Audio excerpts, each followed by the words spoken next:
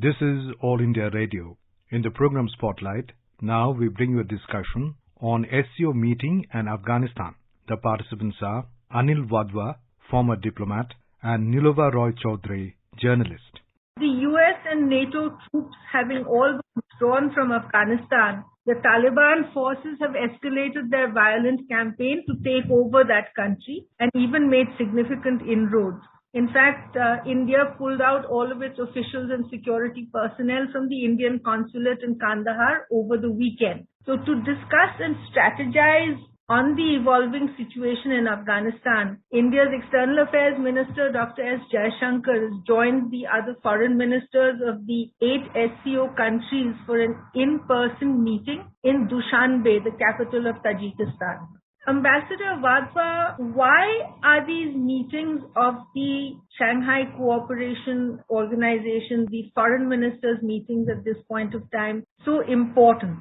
Well, as you said, it's important that the SCO has met at this point in time. And the main agenda on the meeting of the SCO here was, of course, Afghanistan, because of the drawdown of troops of the United States from Afghanistan, which has left the country in a very uncertain situation. Because as we know that the negotiations with the Taliban had been going on for quite some time now, for a number of months and years, in fact, without any satisfactory solution. But the United States, under the Biden administration, has kept to its election promise and withdrawn its troops from Afghanistan. Now, the Afghan government is in a situation where they face an uncertain future of support from other quarters, and at the same time, a resurgent Taliban, which is being aided and abetted, in violence by Pakistan, which wants to control the narrative in Afghanistan. So that's the crux of the issue. And as far as the SCO is concerned, for all these countries,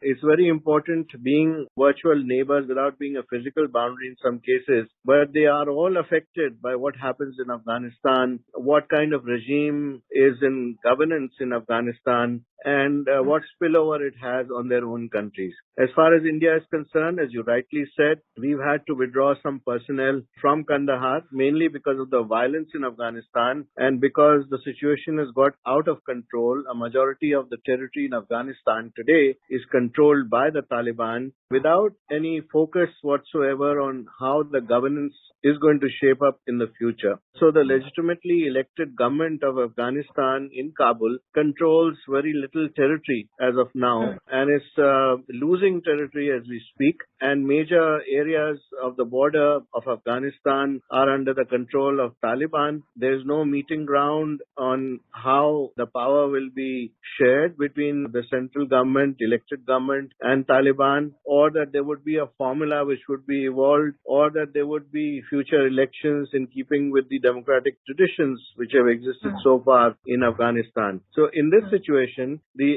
SCO meeting assumed special significance because obviously besides Afghanistan, you also have a question of issue of public health and economic recovery, which was on the agenda for some time now for SCO, but also on combating terrorism and extremism. And for India, it became very important that the linkage of combating terrorism and extremism with what is happening in the violence of Afghanistan is clearly spelled out. This is what exactly Foreign Minister Jaishankar sought to do there. In fact, Dr. Jaishankar has actually asked the SCO to act against terrorism and terror financing and so on at one of these several meetings. There's also been this meeting of the contact group on Afghanistan at which the Afghan Foreign Minister Hanif Atmar was also present. Now, given all of these circumstances, this is the 20th anniversary meeting of the SCO. All of them are pretty much neighboring countries, and Tajikistan is a direct neighbor of Afghanistan. But realistically, what can the SCO really do in a scenario like this, where the Taliban is not really willing to listen to anybody by the looks of things? You're absolutely right in terms of forcing the Taliban to actually behave in a manner which they're supposed to do. And what are they supposed to do? Essentially three things. One is that they have to preserve the traditions of governance in Afghanistan. Secondly, to ensure that, the existing government in Afghanistan is not overthrown and that there's some amount of legitimacy which remains as far as the new political and power structure in Afghanistan is concerned. And most importantly, not to threaten the neighborhood due to terrorism and extremism, which, as our External Affairs Minister Jaishankar pointed out, the future of Afghanistan cannot be its past, because if you recall, in 1996, the Taliban had taken over the country, and then after that, there was a backlash which was led by the Northern Alliance, which was supported at that point by India, Russia, and Iran. Now, all the Central Asian countries since then have been watching the developments very carefully. There is, of course, a moral force which is important as far as the SCO pronouncements are concerned, and that is what the contact group was supposed to do, in which they issued a joint statement decrying this violence, and at the same time making sure that they issued a call that they were against seizure of power by violence and by force, and that illegitimate actions should not be recognized. How far that translates into practice is anybody's guess. It's becoming a free-for-all in Afghanistan in the absence of any military opposition to an offensive of Taliban. So in future, if the Taliban plunges Afghanistan into an uncertain future, then of course there will have to be a backlash, as it happened last time around, in which case the population of Afghanistan will suffer. Right now we are facing a very grim situation, if I may say that, because there is not much of political convergence that can see emerging, and at the same time Pakistan has not given up its agenda of controlling the narrative in Afghanistan through the Taliban. So that is one other issue which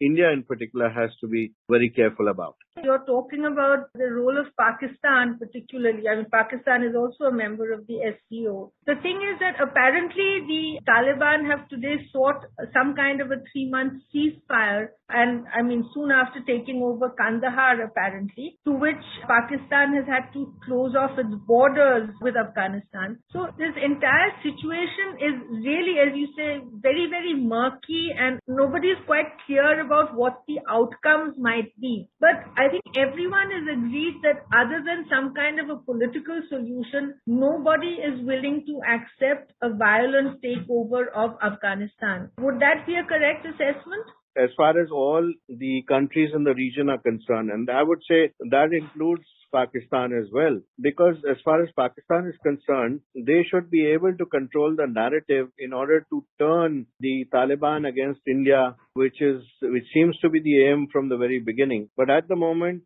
one can sense a little bit of unease in the Pakistani establishment as well. And in fact, in the meeting which the Pakistani Foreign Minister Shah Mahmood Qureshi had with Mr. Atmar, and Mr. Atmar actually described the presence of foreign fighters and regional and international terrorist networks alongside the Taliban as being a major threat to the region. And in that meeting, there was obviously an emphasis on practical cooperation between the regional countries, particularly Pakistan, because it controls the narrative as far as Taliban is concerned, in closing the shelters and seizing the funding sources of the Taliban. So that makes the group resume meaningful talks and find a political solution. But how far Pakistan will proceed on that path, it depends a lot on what is happening within Pakistan, and at the same time the control that Pakistan has on the Taliban. So the situation is very fluid, and I think one can hope for the fact that Pakistan will be mindful, if this violence escalates, that Pakistan itself will not be spared from that kind of situation which can come back to bite Pakistan itself. At this point, looking at what's happening, there's one set of Taliban spokespersons who are willing to talk in Doha. There's another set of commanders on the ground who are just sort of on the rampage and going ahead and, taking over whatever it is they can. In such a situation, Pakistan is unlikely to be able to control all of the levers of the Taliban, and there would very definitely be some kind of a major backlash on Pakistan itself, which perhaps is why it has actually apparently shut off its borders with Afghanistan today. So for Pakistan, it's not exactly a very rosy scenario either, whatever their original intentions might have been. and I think SCO member states have also noted this, that the Taliban have not cut ties with Al-Qaeda, despite pledging to do so in their deal with the United States, which has not been implemented on the ground. Also, relations between Taliban, especially the Haqqani network, and Al-Qaeda remain very close, which is based on friendship, a history of shared struggle, ideological sympathy, intermarriage, so many factors. In fact, the Taliban regularly consulted with Al-Qaeda during negotiations with the United States and offered guarantees that it would honor their historical ties. Also, the Taliban have ties with Central Asian and Chinese terrorists and extremist groups that are involved and stationed in Afghanistan. And of course, this is a factor that the other SCO states are taking into account. And it's not as if the Chinese are untouched, because the region of Xinjiang is restive. And if there is a rise of extremism and separatism in Xinjiang, then of course it will create problems for the Chinese presence in Afghanistan as well. In fact, at the moment, unless there is stability in Afghanistan, it will be very difficult for external countries to work and operate in Afghanistan. You will find that slowly, all the investments will dry up, the foreigners will start leaving, and the elite in Afghanistan will also look for safer pastures. So that will not be a good situation as far as Afghanistan is concerned. Unfortunately, within Afghanistan, there are a number of factions within the Taliban. So the factions which are negotiating outside in Istanbul, in Moscow, in Tehran, or in Qatar, they are quite removed from what is happening on the ground. And because of the factionalism which pervades the Taliban at the moment, we don't have a clear line of following instructions. This is what is the current situation. How it evolves in the future remains to be seen, and who will bring this together is also a question mark. And finally, how long will the government be able to hold on? I have a feeling as far as the government control lasts, we have a better chance of trying to reach a compromise and trying to come to a situation where the Taliban then fall in line in terms of what the rest of the neighbors and international community wants in Afghanistan. Is it possible, for example, just hypothetically, that the SCO gets together some kind of a force that could perhaps help the legitimate Afghan government? Would something along those lines function, be workable, do you think? Yes, it is certainly workable, but I think the two main drivers of such a force will have to be Russia and China. And if that, because as you know that India has always taken the view that it does not want to get involved militarily in Afghanistan, although it has actually put in a lot of investments into Afghanistan. More than $3 billion have been put into Afghanistan over the years, and a lot of effort has gone into training of Afghan diplomats, police personnel, the armed forces, etc. But other than that, there is no direct involvement as far as the military aid is concerned. In that context, there's been a very important statement that has been made by the Afghan ambassador yesterday in New Delhi, where he said that to hold on to the situation, the government in Kabul will look for friends to supply it with armaments as well and military aid, in which he also included India. Now, how far that translates on the ground still remains to be seen. I feel that getting a force from the SCO together on this question will, however, be a tall order, because there will be too many views and there are too many conflicting interests amongst the SCO member states. I think the question, nobody is going to allow a violent takeover to happen in Kabul. And I think the SCO meeting has just reaffirmed that. Would that be a correct assessment? I think it's in nobody's interest to have a violent takeover in Afghanistan by the Taliban. What the rest of the international community and the neighbors want is that there should be a compromise which should be reached between the elected representative government and the Taliban, and that they should come to an agreement to have a democratic process which leads to elections. In any case, the disagreement between Taliban and the elected government was on when and how these elections take place, if at all. Now, of course, elected Taliban, they would not like the elections to take place, whereas the elected government would definitely want the elections to take place. But after the gap of, let's say, 6 months, when it is clear that the two can govern together, and till then, peace should prevail in the country. But today's situation is far removed from that, and I'm afraid that is too fluid to predict what will happen in the future. Thank you very much, Ambassador Wadhwa. Thank you so much. You were listening to a discussion on SCO meeting in Afghanistan. The participants were Anil Wadhwa, former diplomat, and Nilova Roy Chaudhary, journalist.